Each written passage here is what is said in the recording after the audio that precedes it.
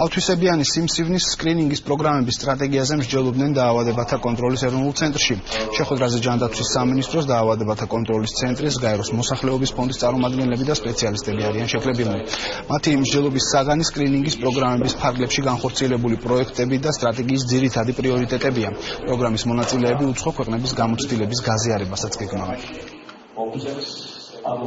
მისასალმებელია თავისთავად სახელმწიფომ აიღოს სკრინინგ პროგრამის განხორციელება თავის თავზე, მაგრამ დღევანდელი მოცვა არის ძალიან დაბალი, 1-დან 6%-მდე მეხრეობს პროგრამაში სხვადასხვა კომპონენტის, იგივე სარძევე ჯირკვლის თუ საშუალოსნის წელის სკრინინგებით მოცვა.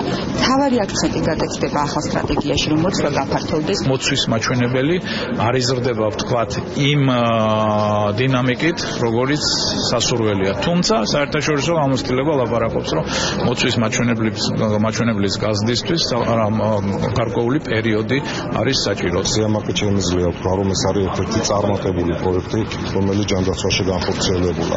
დაახლოებით 3-ჯერ არის შემცირებული ადრეულ უფრო სწორად შორეულ სტადიებში სიმსივნის გამოვლენა. ეს საუბარია იმაზე, რომ იგივე აქტიურობით იყოს მთელ რეგიონებში საქართველოს მასშტაბით და მოსახლეობა ჩართული.